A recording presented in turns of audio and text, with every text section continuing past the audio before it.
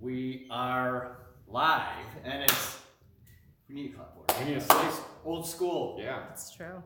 Same sound. It's Sound speedy. I hear that all the time. I almost don't even have to make introductions because we were promoting this out. I don't know a lot of your friends and family that's on this page. So let's look it up. It's Tuesday at 7. It's the first episode of 2020. 7 at 7. 7 to 7. 1 Yeah. month, 2020. 2020 is Kind of the a beginning of the decade. Yeah, mysterious date. This is Dave Greathouse. Dave and I have known each other for decades. We connected in special effects and some haunted housing, and I've always kind of been inspired by and amazed by his mad skills and some of the other things he's doing. So we're here to talk with Dave tonight, and we'll kind of talk and kind of patter on. We'll let folks jump in and ask questions. Beth is monitoring the phone. We have a tripod set up, and we want this to be interactive. So folks, join in, share. If you share, we'll find something to provide as a giveaway next week. All right, we got Draz, Kayla Glatzer, Dan Cargill. Cargill says house. Bob Turner. I think we're gonna pull in the numbers. We're pulling some numbers here, so it'll be a great live stream. Again, if you share, you could share out to your entire friends list. You could share out to a group. I know that there's a lot of groups out there. Monster Makeoff. There's hunters. There's effects. There's models. There's all movie makers. Share out to a group, and we'll put your name in the drawing for every share. We'll put your name in the drawing and draw something out next week. You decide something? Yeah, I got some DVDs. All right, a couple things. Sure. So thanks for joining us. Oh, there is something I want to announce as well. We're going to put it out there. We're going to do an event on February 1st. Saturday. It's a gathering of creatives. So mark your calendars, February 1st, if you happen to be in Northeast Ohio. And we'll provide some information out there too. Again, we're going to try to gather a creative group in person on February 1st. It's open to the public. But with that, okay, so Dave, I'm going to jump in and ask a question, and I usually just throw in some type of random question. If you had to pick one movie in the 70s, good game. So one movie, I don't know if you'd say memorable, favorite, one DVD for the rest of your life. All right, the 70s. I love that decade, and there's so many great movies from the 70s. If I had to pick one, I mean, there's a fist fight between several of them, but I would have to say One Flew Over the Cuckoo's Nest is one of my all-time favorites, and that's in the 70s. But I can go on, the Texas Chainsaw Massacre, and The Exorcist, and Godfather, and I mean, the 70s were just filled with great movies. But Cuckoo's Nest is one of my favorites. Why? A couple of reasons. One is, there's just, first off, my grandparents worked at the mental hospital, which was called at the time TAC, and then the Cleveland Institute of Mental Health. I mean, it's went through several names. But they spent, since the 60s, my grandparents and mom worked as aides in mental hospitals. So as a child, they always had that book around, and I read the book as a kid, and then it was on TV a lot. And I got to visit the hospitals, and they would take them on field trips, and I'd come along. So there was just some kind of connection, I guess, with my grandparents and the hospitals that just connected with Cuckoo's Nest for me. And it's just a brilliant movie as well. Jack Nicholson and all that. But I don't know, I just had some kind of connection to mental hospitals since I was a child. Again, to my grandparents' influence. Has that movie influence created any of your characters? Or you're like, oh yeah, this one character goes back that was inspired by? Not directly a character, but in theme, yeah. The insanity part of everything, or the ability, just because those guys they were half and half. It was like a mix of a halfway house. So I could just be this wild, or I just undisciplined, or they weren't necessarily what you'd call crazy. They're just not ready for society. Some of them, and so there was sort of like an edge that they had. Like anything could happen. I could just take off my clothes right now, or I can just start cutting myself, or let's steal a car for fun, anything like that, or steal a boat, like they do in the movie. Yeah. So yeah, that movie I love. But I love Texas Chainsaw Massacre as well. As far as horror goes, that's probably my number one for the 70s. Yeah. Do you think 70s was a great decade for movies? 70s was maybe the greatest. Next to the 30s, 1930s, and the 1970s are my top two, hands down. I mean, the amount of movies that was from the 70s, it was all hard-hitting stuff. We'd gotten out of the 60s and the 50s. And by the time the late 60s came around, it started getting edgy. Films got edgy, films got independent, Easy Rider, Night of the Living Dead, John Cassavetes. So then it was like, it got out of the studios and into the streets, as they say. Yeah. Well, there's our first. We could probably I go can down spend an that hour on the rabbit hole. 1970s forever, so we can keep talking about that. I love those. I love the 70s decades Sure. of movies, and as a matter of fact, I was even inspired by a patient from Attorney Tech who was walking down the street one time, created a character inspired by one of those folks that just went for a walk. Sure. Yeah. Oh yeah. As people join, remember, share out, and then feel free to shoot up questions. We're going to stop and make this interactive as well for those who are watching live. But, and to kind of help promote this, we did a Can Your Face Off, so kind of your introduction. Yeah. Right? Right. And there were a couple things there that even in that minute and a half, you learned a lot about Dave Greathouse.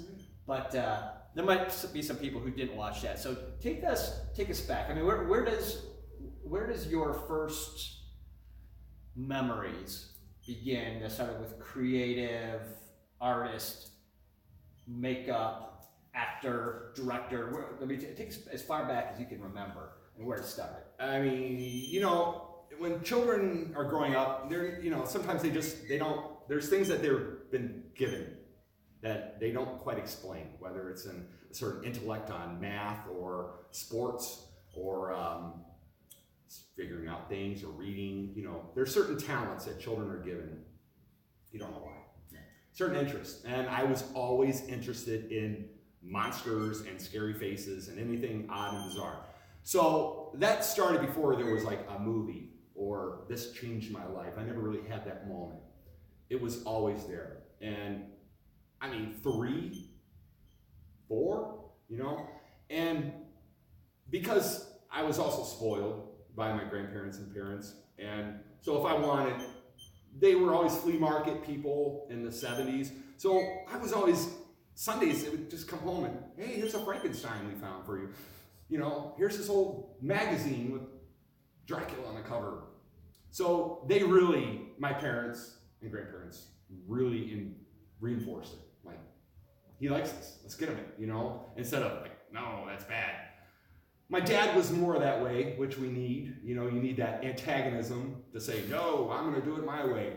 But then my other family was, they knew it. So I was an early reader. I was reading 5. When I started first grade, I remember I had my Hardy Boy books. I was reading Hardy Boy first grade. So I was always just like above the curve in terms as a child, not now, with interest in fantasy and monsters and science fiction and things like that. So I don't know where it came from. It just was there. Just always there. Yeah, always there. And then you just start, immediately you have an interest in drawing, because that's the first thing you do.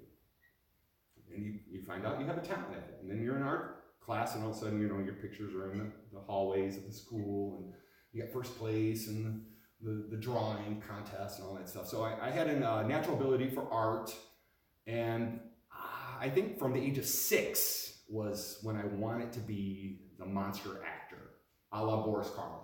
Was really the first guy to say him. I want to do it. I want to be that guy, with the makeup, and so I just had a sympathy figures towards the monsters, and that's what I wanted to be. And there were some ways like, imaginary friends, bodyguard, and so it was always a safe place hanging out with the monsters in my mind, so they're always very special to me. And I don't know where it came from. And then movies, I mean, we're going deeper. I mean, it's like, I also had kind of a perfect storm of influence as well, besides parents and grandparents supporting my habit. My aunt and uncle owned Starship Earth. You know, my aunt still owns it, Diane. And so as a child, we visited Starship Earth. It was on Broadway in Cleveland, on the east side. They used to put a casket, like a casket. They had a on the casket, street. they had the casket, they had the hearse, and they would have actors dressed up in costumes. On the streets. On the street. I know, I remember As that. the stoplight would come, they would charge out of the cars, like, you know, looking in your car window. And that was, you would be afraid to walk down the street because there was a I monster. remember that as a kid. It scared me. Yes, it was scary. But I wanted to go. You wanted to go. So I would go in there, my leg would shake. I was like so nervous. And I was like, I'm shaking. Like I couldn't control myself. So that's how excited I was. Then growing up with television, you had Superhost, you had Big Chuck, Little Hand, you had the Ghoul. So growing up, you know, before VHS and all that stuff, you know, if you were strategic about it, you could watch, you know, 4 horror movies in a weekend, you know, like you'd circle a TV guide and make sure, you know, Friday night. And again, grandparents, like, hey, come over, you can stay up all night long, you know. Watch horror movies, eat popcorn. My dad didn't want me staying up all night long in the house, get to bed. But grandparents, stay up all night. So we'd watch Big Chuck and then ate all night afterwards, you know, because there was something else on afterwards. So, you know, it just, you know, you're like 7-year-old kid just watching black and white television, just like scared to move. It's like, you know, everything's scary. You know, everybody's in bed, you know, and you're in the basement or something watching the television. So all of those combinations just reinforced it. Yeah. Parents have supported it. Starship Earth, television, watch it. Do you think that it's that creativity, and particularly in your case, kind of this monster maker, this fascination? I have my own opinions about creativity, but what's your opinion on nature versus nurture? Do you think you were born with this predisposition in this direction, or do you think that you learned it along the way? It's a bit of both. I mean, I think you need to be born with something. You need to be born with an interest, and you don't know why, you know, why you're interested. But you know what? I mean, like most children are pretty imaginative creatures. And there's something that happens where that doesn't, you know, they lose that, you know. Key is not to lose that. And I don't know what the answer is, but nurturing is very important because, you know, if I didn't meet the right people, you know, or just, obviously I pursued it till I met the right people, but nurturing is very important too. Because someone has to recognize you and say, you're special, you're good, I like what you do. Let me help you out. Let's do this together, whether it's a teacher or a friend. And I had just so many great older mentors that were already, you know, by the time I started, you know, developing it. But yeah, nurturing is important, but also you need a little bit of that, you know, you kind of need a little bit of that, no, it can't happen. You know, no, you can't do that. You know, so it's a balance, man. You know, you need to be told no, and you need to be told yes. It's a, you know, what is it? You know, you got to have both of them ringing in your ear. Yeah. To kind of, I think, you know, because everyone says, "Oh, you're wonderful, you're going to do it." You're probably not going to do it. If you say you're never going to do it, you may never do it. Yeah. So it's a bit of both. Very lot of give. Yeah. So mentors, parents, find that balance, right? Yeah, and you know, I was always told I'm going to grow out of it. I mean, they said that you're going to grow out of it. You know, I wish you'd stop talking about that and focus on something else. You know, I heard that, and I never did grow out of it. You know, and then finally they accepted. You know, they're like, wow. No, now celebrating it. I Yeah. know, right? Oh yeah, I mean they're total proud. You know, my son looks in a movie. You know. But yeah, they were proud early on. Thank you guys for joining in. If you have any questions, we'll stop at some point. But before we take any questions as they're kind of coming up and people are tuning in, tell us about your first experience with makeup, like what that looked like. Because I mean, inspirations were there. Right. You were thinking about monster makers, like Right. how old, what was it like? I'd say makeup, and I had masks before then. So I had already had the Don Post mask collection pretty stable, again, through Starship. Yeah. But again, makeup came from them. you know. So my first grease paint, Zodder's grease paint sticks and spirit gum and mortician's wax and latex. The first makeup was just grease paint, shadows, black around the eyes, white face, and then some Dracula blood. You know, that was the first thing I remember doing. It was probably around 10. Is when the makeup bug got me. You know, I was more about acting before then. You know, being the monster. You know, you'll be the monster. It wasn't so focused on how to do it. It was like, how do they get their heads square? I had no idea. But the acting was more important to me. And then 10, makeup started coming along. And then it was it. And then obviously, you know, besides referencing the 30s films, the 80s then brought in a glutton of slasher and horror films. It was like, you know, creative boom. And then that opened up to do more makeup. So after that, I mean, then it was latex on the face, and I'm just like, you know, latex on my face. And I remember as a child, it burning my face so bad. I had some kind of reaction to latex the first time, and it felt like needles, like stinging my skin, you know, this baby skin. And I just kept latexing, you know. Well, that explains a lot about your technique now.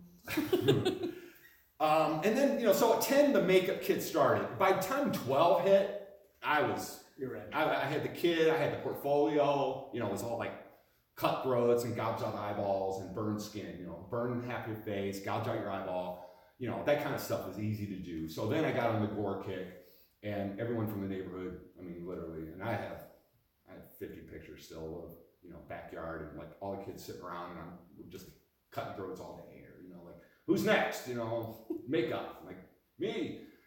And we just put it on, take a picture, and take it off in the summertime. So by the time 12, I was full makeup, and I look back, I guess, right? I still do it. So what did that, I mean, obviously YouTube wasn't around in 1980, whatever. Nothing. How did you learn it? Or did you just? A lot is trial and error, you know, and you just do it, and you just pick it up, you know. Like first time they like gelatin, they sell these gelatin burn kits, and I messed that up constantly, you know. I started getting into makeup books. There was a couple before I found the Dick Smith book. A couple I actually found online, I ordered. There was a couple like makeup books for kids, little paperback little things, 40 pages or so, about, Karo syrup, and then cotton, and then more syrup on top of that, or gelatin, eggshells for the eyes, that kind of technique. So I had some makeup books, but I can't say that they helped me so much. The early ones did, later on it did. What really started to help me was, Dick Smith's book got more specific on good makeups, and Richard Corson's stage makeup book, which was like the Bible. And there was a Lee Bagan book for prosthetics, which I was like shaking looking at it. It was so cool. Seeing prosthetics made in molds, and they showed how molds crack, and it was library, I heard of these books through reading Famous Monsters or Fangoria, and then library. You go to the library and they'd bring them in. So check them out and recheck them out, So that was later. That was more into like 13, 14, I guess. So yeah, and I still recommend Dick Smith, Richard Corson, and Lee. Those three books are still like, you're starting on makeup, those are your three books that you need. Yeah. So after makeup artist, all of a sudden you get the makeup bug as well. You're in your teens. Then what happens? Where did so it obviously continued, the momentum continued forward. So your mid-teens, then what? You just meet cool people. Yeah. You just like, I look back and I'm like, wow, man, like people fall in your life at the right time, So I had been doing the makeup, and my next level was like prosthetics and masks and foam latex and molds and such. And it started with a guy named Mike Westfall. Him and his wife Jackie had the Village Witch shop in Slavic Village. It was 1985, I was 15. They opened up. I thought, oh my God, I already told them about you. You gotta go in.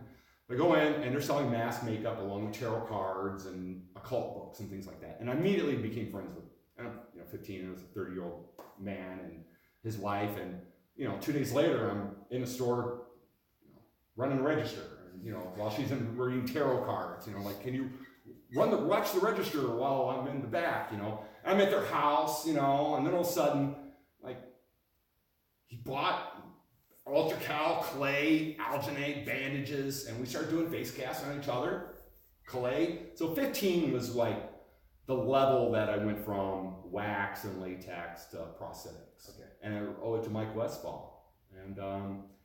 And they told me, oh, we're supplying the makeup for Bloodview and a group called the Knights of Frights, which I was already a fan of. Bloodview and the Knights of Frights. Oh my God, I gotta go there. Guess what? They gave me Chris Bach's number. I called Chris Bach, and 3 days later, I'm a member of the Legion of Terror. It's like, that's it. And then that was a changer, certainly. So Mike and the witch shop, and then the Legion of Terror was like within a month of each other. Stepping stones. Big time. And then when I got in with the Legion, it was like, it's over. It's full tilt here. Like, you just step in and like, you felt at home. Yeah. I feel comfortable here. I loved it. How much you get paid there? 0. You got paid nothing. But a wealth of, because that's why I found myself. You got education, friendship, connections, network. Yeah, How did you find that the shift between the makeup into the acting to be as far as the creative ease and that flow? Was that kind of a stumbling block? I had another sidebar. I was doing my haunted house basement, Blood Dungeon, for years before I'd done the Legion, Bloodview. So I already had 3 official years under my belt as I came there. So I was already like a pro in my mind, sort of, kind of, because and they treated me as such. Yeah, they really did. It wasn't like this punk kid. It was like, So I came in. I came in as a makeup artist, but I wanted to act. And then we did a photo shoot. So this is before the house opened. I was with Jim Draz, and Cashman, a couple other guys, and we got in makeup. And day one, I was out of my element, like with the acting, because they spooked me to no level. Like, as I said, commitment to character is what I learned that day, and how committed they were in their performance. We are crazy sons of bitches, and we are here to scare you. And like, they totally changed from nice people to people I was frightened of, like snapped, and like, so that moment was acting. Wow. So it took me, my makeup, I was doing like every makeup I could before getting into acting that night, like night after night. So I had to work to get better as an actor, and I was a makeup artist too, but my makeup wasn't like struggling, but my acting was. Just because I was with the Legion of Terror, and their acting was way higher than what I was, 15-year-old kid, was trying to do. But I grew into it pretty quickly. That's what we hear. So you have this acting, makeup. You started off with acting, right? And that became makeup. Yes, you have this... I wanted to be an actor first. That was the first thing. And then makeup second.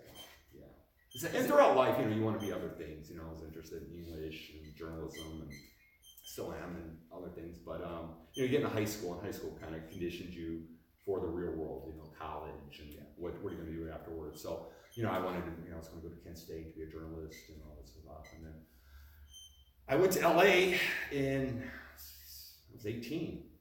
Took my first trip to LA, and I went to the Fangoria convention and met all the makeup guys out there. And at that time, I was going to Tri-C to get my credits to go to Kent State, my math and English programs and history and all the BS stuff. And I just remember sitting in I felt like I was back in high school. And I only did 1 semester at Tri-C. I'm back in high school doing algebra and history. And I got that taste of what is your real plan? I don't want to hear about fallback. What are you going to do? I didn't want to go to college. I wanted to go to LA. It took me a couple years to build my courage to go.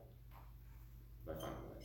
So you're 18 years old. Yeah. Did you hop on that plane alone? No, I was with a friend. With a friend? Yeah. So you go out there, you reinforce, you put some more fuel on the fire, which is It changed my life again, you know. You came back. Oh you yeah, went to totally college, different. And then you're like, totally different. I I gotta like go back out there. forget college. I see. Forget it. I'm So not you going came back and you're like, oh, it's done. I'm fine. Like if I'm going to focus on something, am I going to focus on getting a degree, 4 years, or am I going to focus on getting to LA next year? You know, to be a makeup artist, and they were hiring, man. You know, it was like the boom. You know, like the late '80s, still like was crazy about it, and I kind of got in at a good time before the industry collapsed, and so to speak. So I kind of got in the tail end of the effects explosion, the early '90s, which I was very lucky. So you were back here between that first visit and the time that you relocated out to LA. How many years was? Another 2 years. I mean, I was 18 then, and I didn't get out there until I was 21. Okay. And it's like I delay it, which caused some comedy between me and my friends. Like, oh, you're not going. And I went back. I went back 3 times just to feel it and feel if it was good. I just didn't, even though I was confident, I still lacked confidence. Like, I'm confident enough to say I want to go out there and do it, and that's what I'm going to do. But, 18, turns into 19, and 19, well, I'm going to save more money, I want to go out there just $500 or something. So, and I want to work on my portfolio was a big excuse. Like, I'm not good enough yet to myself to go out there, which I probably was. But at that time, I wasn't thinking that. So finally, it's really just saving enough money and then building up your courage. And it wasn't easy, my friend. I was heartbroken. I was extremely homesick and sad doing that trip. I was like a baby. You're 21, but I might as well have been 16. I would really, thinking back on it, like how fragile and new, like baby skin. You're 21, you think, oh, he's a man, he can do it. No, I was, I put on a tough face, but moving away from my family and friends was very hard. It was, and being in a strange land and not knowing anyone, and, that whole, what's next, where I'm gonna live, where I'm gonna drive, who's gonna hire me, all those questions, Yeah. And then finally, like day one of moving there, I met an incredible crew of people, and someone I still have connections with today, and like all those people today, this is, influenced me greatly, and they're all like 18 Emmy Oscar winners now, like the people that I was rooming with, the people I was working with, hiring me, like then they were solid, now they're Oscar gold, they're like the best in the business, and like, I knew them, I worked with them, so I was very proud just to be a part of being around them, really, Do you have any questions out there? Because I imagine that I don't want to pass them up and keep talking because I'm excited to hear. I think everybody's just enjoying listening too, but there were some. Yeah. Katie says, what keeps you grounded? Egos can be ridiculous. What keeps you grounded in all of your work? Grounded. Are you grounded?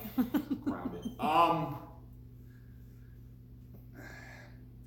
I heard a statement a long time ago from another famous makeup artist that says, you're not curing cancer, you're making rubber faces, okay? Nothing is that important, all right? You're not changing, you're not doing anything life-altering. You're not saving a life. You're not changing your life. You make rubber faces. That's a good grounding. I like that. That's pretty legit. Yeah.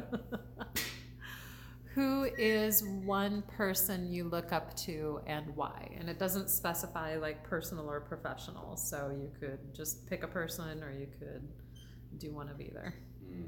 Person I look up to. Well, there's so many. I mean, I look up to my partner Becky. Yay. We do too. Man, I don't know if there's one person. I mean, I'm a fan still today of artists, all of them, directors, writers, actors, makeup artists. I don't know if there's one that I'm at the earliest stage. You know, it was Rick Baker, Dick Smith, Tom Savini. As far as makeup, those were like the three big ones for makeup as influential as a kid. And you get to a certain, you know, you get a little older, and your influences. I like people that produce, you know, that keep it going, you know, that are still maybe even getting into the elder statesman age and are still making things happen in their own little way. So I like it. As we get older, you know, we look, well, what's next? You know, I mean, you know, we're both around the same age, and you know, we're kind of in the middle of life. I'm like, okay, what's next? And when I see people that are in their 70s working and being creative, that gives me influence. Like, he's 75, you know, and he's still kicking ass. I like that. So I say anyone that's older and still working and hasn't given it up, I appreciate it. Yeah, because that's what I look. I don't look forward to, you know, what the young kids are doing. Like, you know, what are my elders attempting? So I just like people that work hard into their middle years and senior years. I do. Clint Eastwood is 89. You know, he's a big influence of mine as you know, as an actor, as a director. You know, since I was a kid, Good, Bad, the Ugly, Dirty Harry.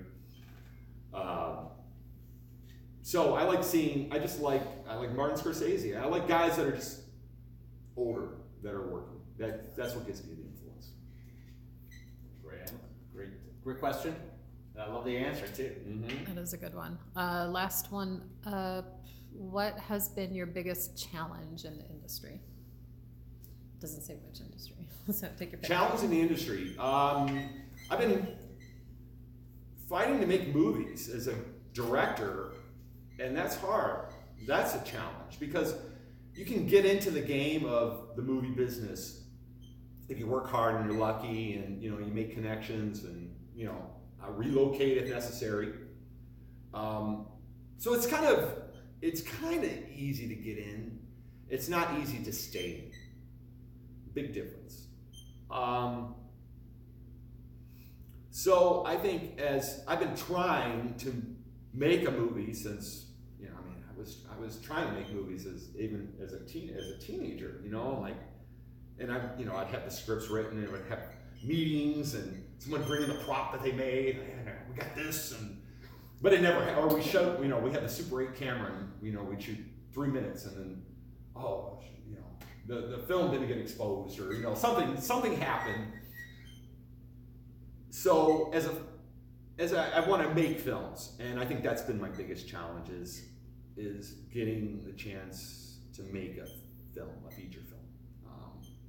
It's easier to be part of them, but if you want to create one, there's much more harder work and a lot more money and time.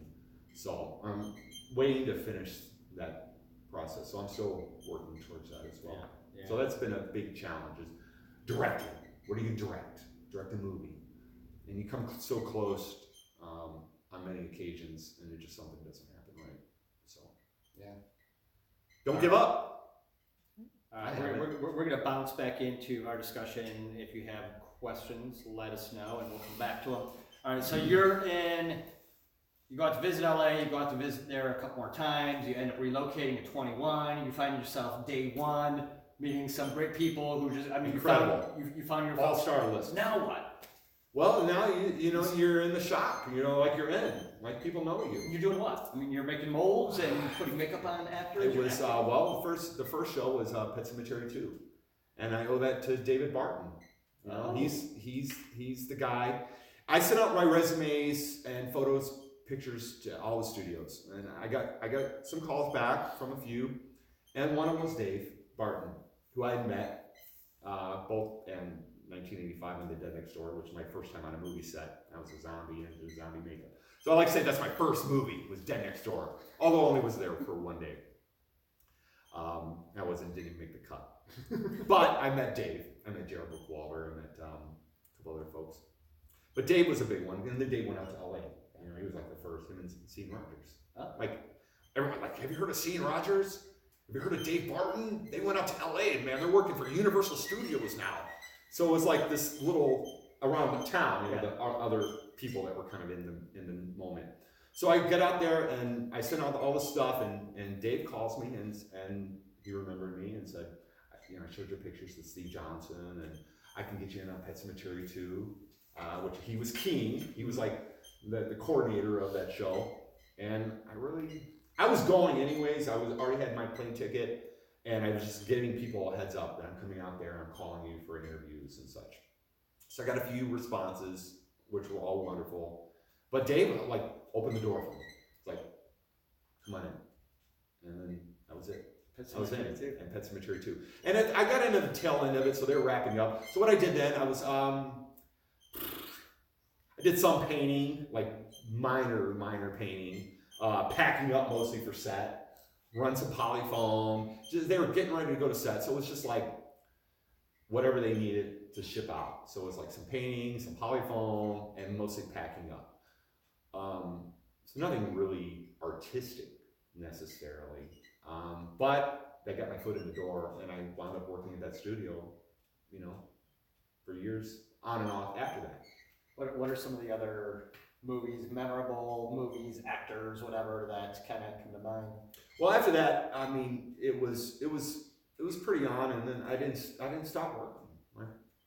I got called right after that. And you know, it wasn't about resumes, and I always got called from people I worked with all the time.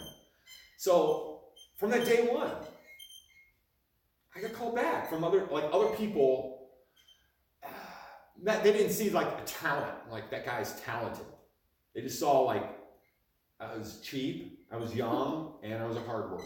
So that one I never wanted to say, like, I always just wanted to work hard, like show that I could do the late nights, or, you know, I wasn't gonna complain about going home, or, you know, I work fast or whatever. So you just start building your way up, you know, like one person calls, and then that, you know, and if you do a good job, they're gonna call you back. And like, so it was always recommendations forever, not resumes. It was working with people who liked working with you, and you got brought back. That carried me through all those years. I remember hearing the whole, it's who you know. It is. Well, you gotta get the reputation. You know, there's so many things like, oh, it's who you know. Were you kicking ass before you knew that person? Yeah. You know, were you really up to par before you knew that person? Mm-hmm. Because there's a million people that came through these doors and other effects stores. I never heard of them again. You know, one and done. So what do you think that is? I mean, is it lack of capability? Is it lack of passion? Is it lack of... Man, all of the above. You know, and like, you know, you got, sometimes, you know, the boss can be mean, you know, or, you know, like stern, or you messed up, you know. Or... Half of it is just taking the heat. Can you survive the heat without cracking? You know, like, he survived the heat without cracking. I was just, as funny, I was talking to another legendary movie guy the other day. His son is now in the movie business. And it's like, he's a camera assistant. Like, man, just don't crack. Like showing up and don't crack it is half the battle. Yeah. Like, he didn't crack.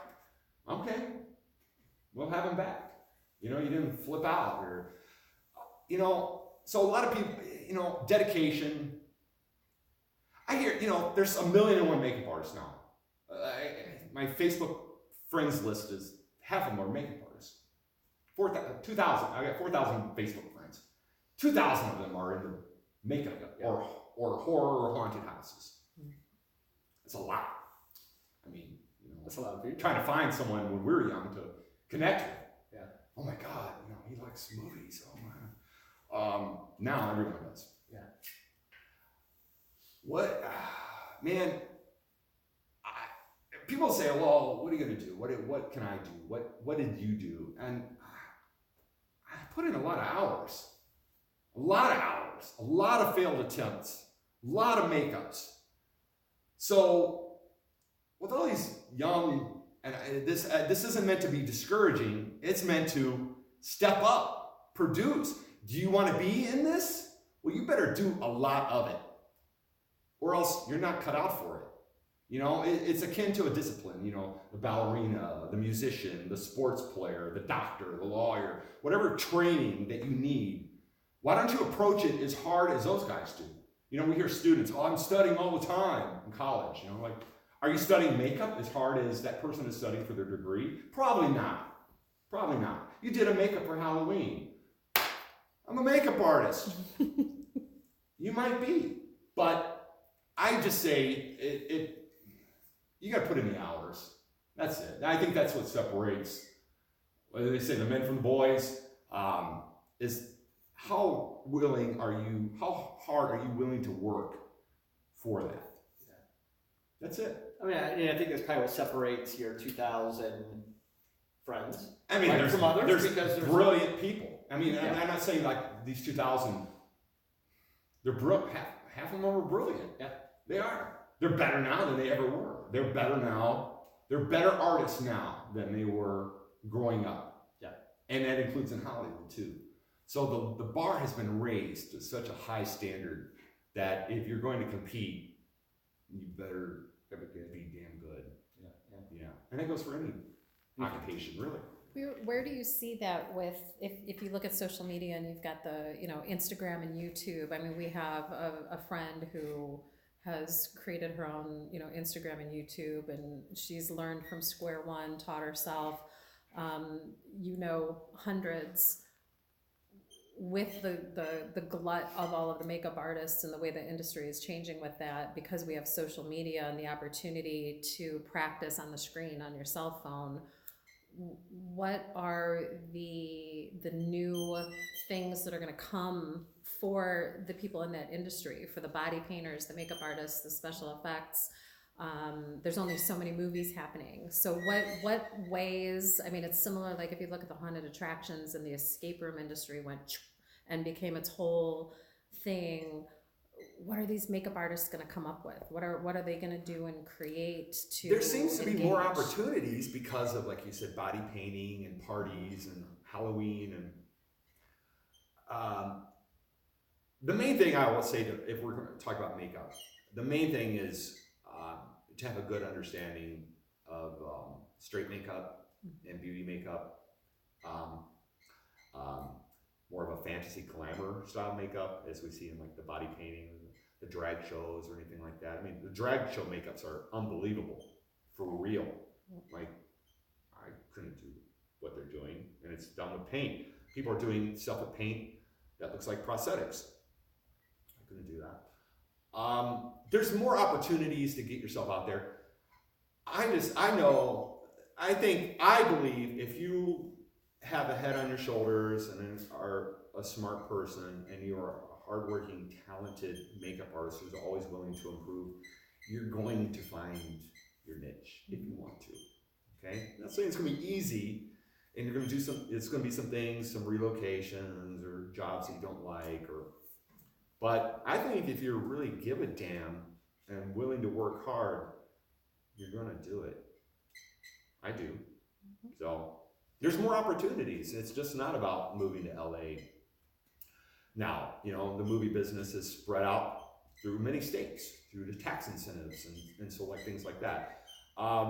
So just me knowing, 300 makeup artists or 3,000 makeup artists, you really don't know until you work with them, and that's a big part of it as well. It's not just talent level, but how well do you work with people is a big part as well. And I've heard that stated with other great makeup artists is, everyone has kind of a similar skill set, but how well do they jive with people? Mm-hmm. And that's a big part of it, is just, there has to be, with makeup, you have to kind of be invisible, but also the best friend, so it's like, there's so many more psychological dynamics to it than in other trades. And there's no one closer to the actor than the makeup artist. We are on your face, man. We are right up in you, and we're touching you, and it's personal, and so it's a relationship. So if I'm not, as an actor who's typically, like, I'm here to do my job, and like, who's that guy? That's not going to work out. So you have to be considerate of space, of the person's space, but also be there for them. So it's sort of like reading their mind, like knowing when to be there, knowing when not to be there, knowing when to touch them, knowing when not to touch them. And it's being fabulous, you know? It's hard. I don't know. So you're in LA, you're working on movies, Yeah. you're doing makeup primarily, and that's Mostly lab shop, but I was on set for makeup as well. and I you're, spent most of the time in the lab, but I got to do prosthetics on set, you know, as well. was that good? Was that, It was great. It was great. It was like when I got to set, I was like, yeah, this is where I belong. I felt great. Loved it on movie sets. You know, like the lights, the camera, the actors, the trailers, the locations.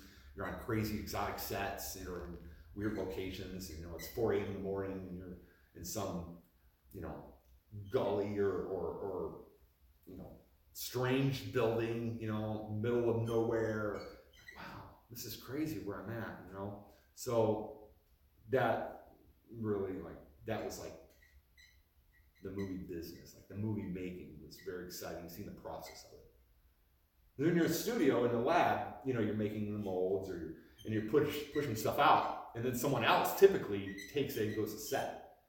So not always a person, you know, working on the movie gets to go to set. Only like it whittles down to just a handful of people. So when you get to go to set, you know, you kind of like, you're one of the few like people chosen. There's only 3 people get to go. You're one of the 3. So. and so you're putting prosthetics on, Yeah, famous blood and puppeteering and pumping the blood, and you know, you're right under the camera frame, and that's like, that's exciting. I loved it. I still do. And somewhere in that process, and I don't want to speed things up, so slow down and if I'm going too fast, but somehow you go from behind or from in front of the camera to behind the camera. And I mean, where did that inspiration go? Or from the very beginning, were you envisioning directing? Yeah, directing was something I had always wanted to do.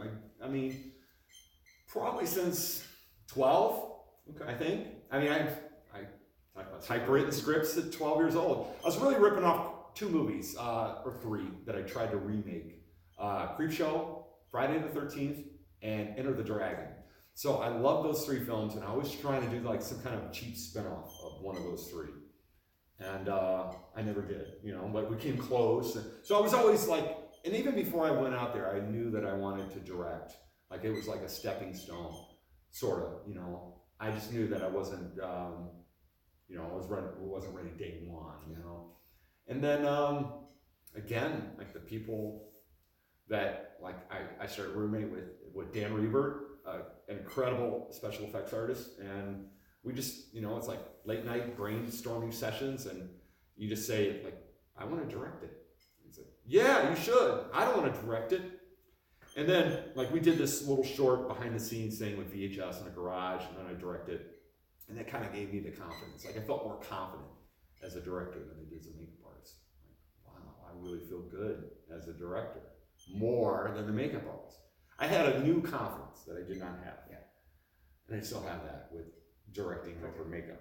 I get more intimidated with makeup than I do with directing. Oh, strange, it's true.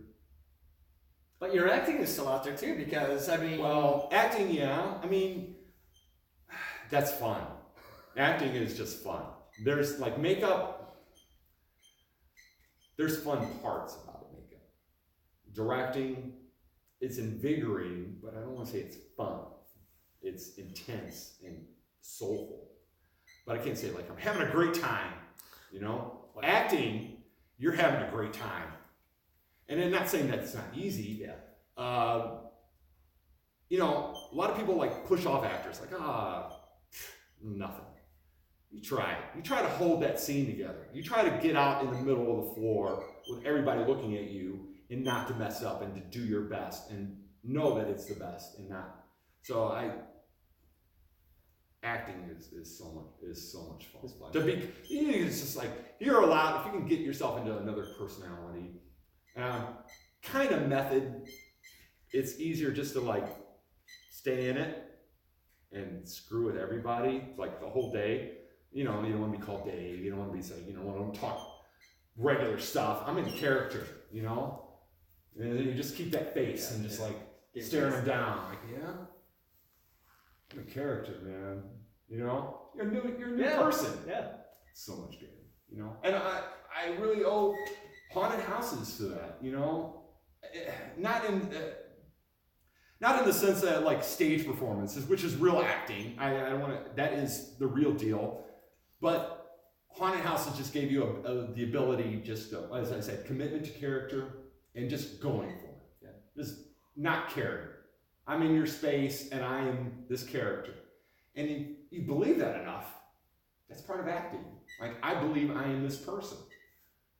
It's belief. You know, we do it as children. We play, you know, I'm the bad guy, you're the good guy. Somehow we lose that, you know, like there's an insecurity that sets in, or it's like, an insecurity. Yeah. I used photos from Clowntown and Toy Box as promo photos for this Tuesday at 7.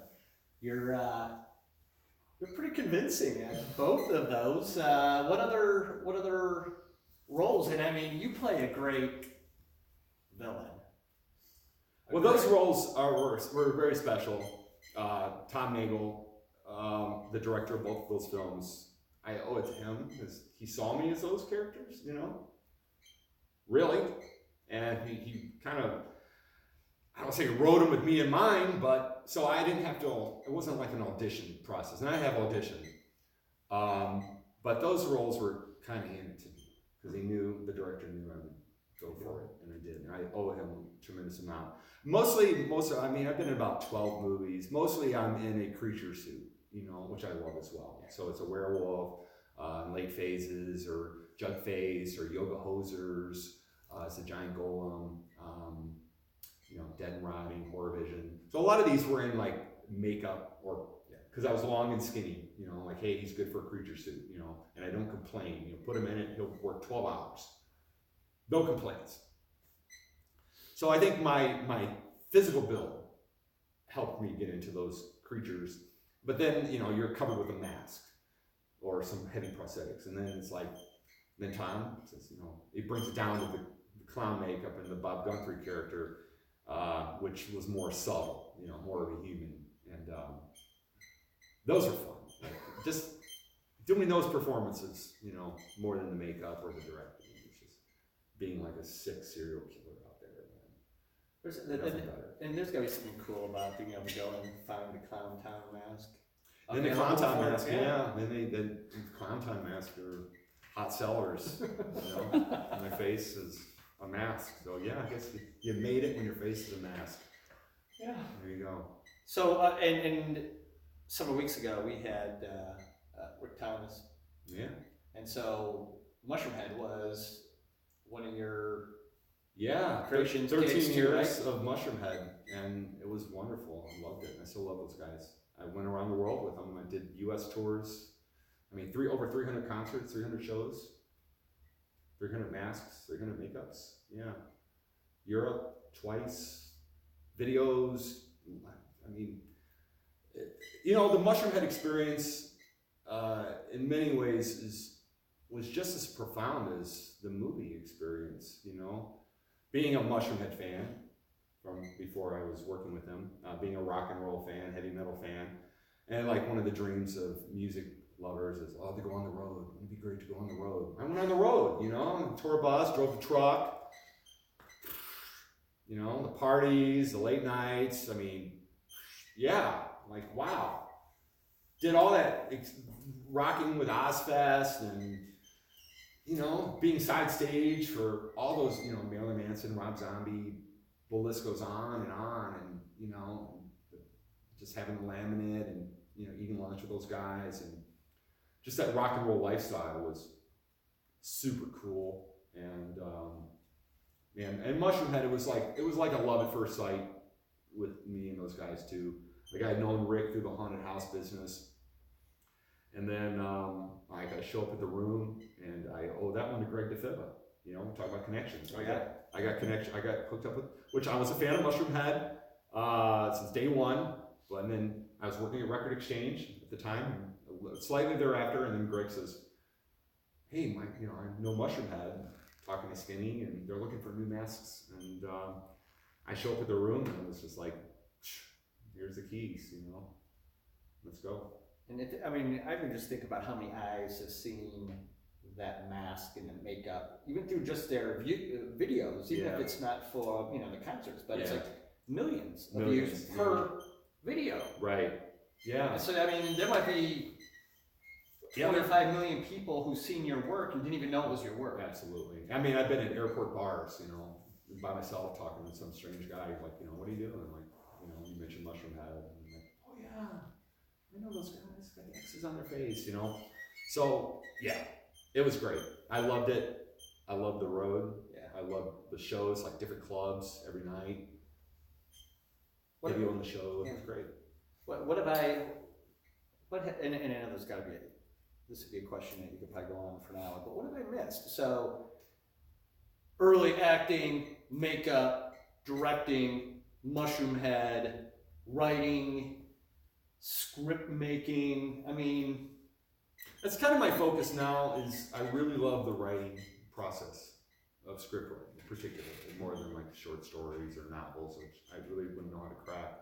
But script writing, I can crack, and I've been working on that one a long time too. It's not like I just started 2 years ago. It's been great.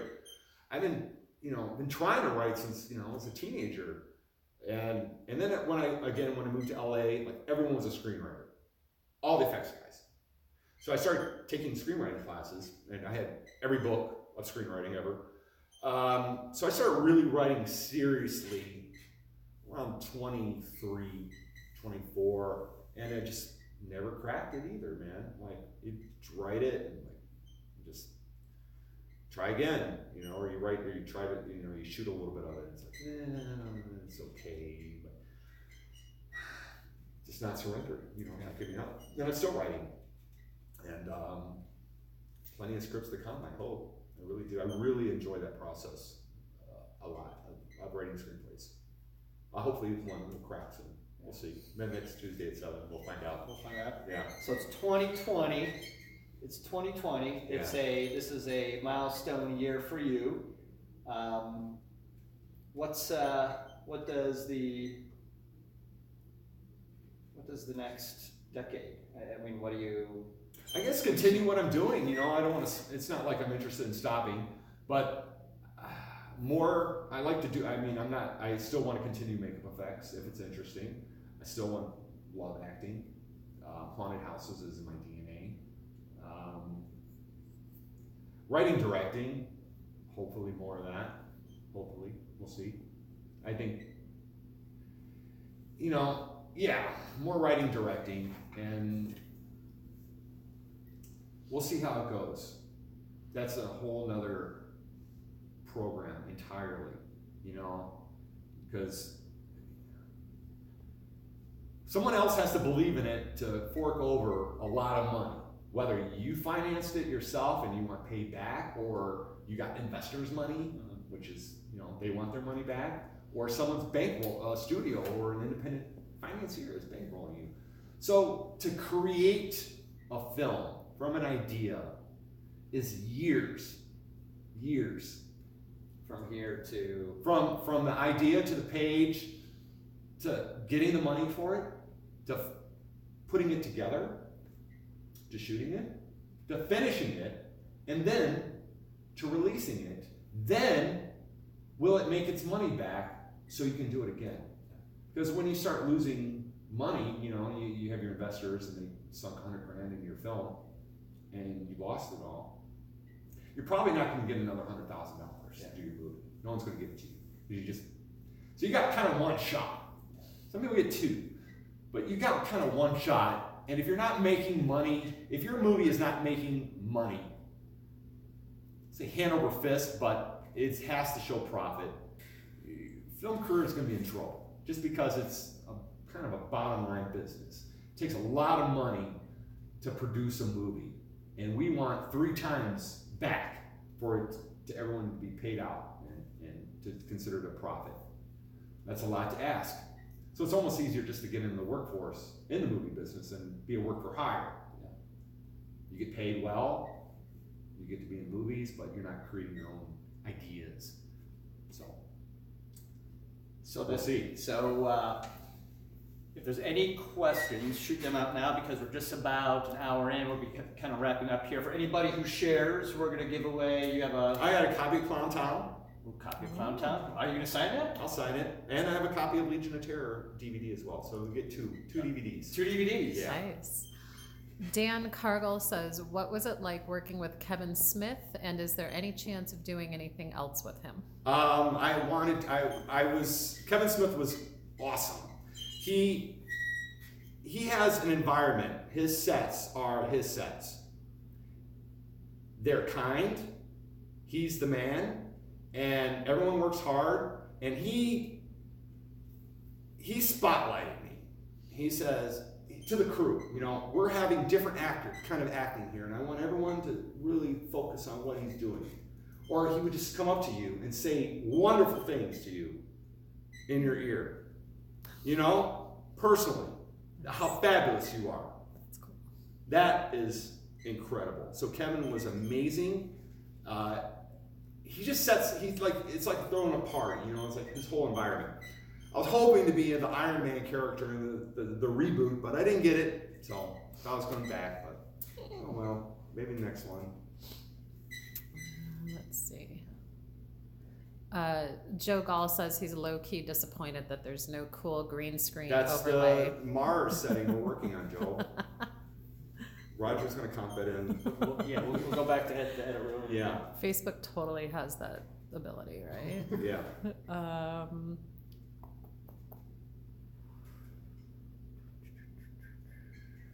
Kind of answered some of these questions just with Kind of along keep the way. working, keep doing, keep creating, keep producing. Yeah, if your question didn't get answered now, chances are good if you go back and start from the beginning, he answered it for you.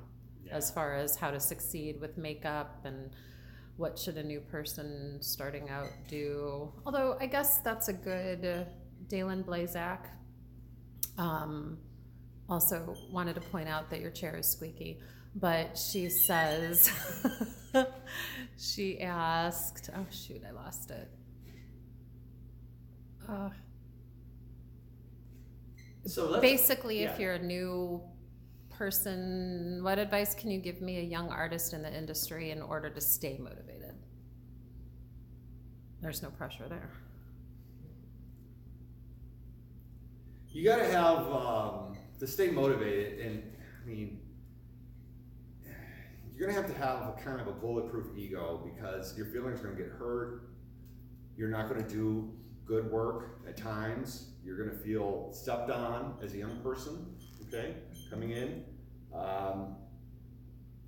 It can be an ego bruiser, big time.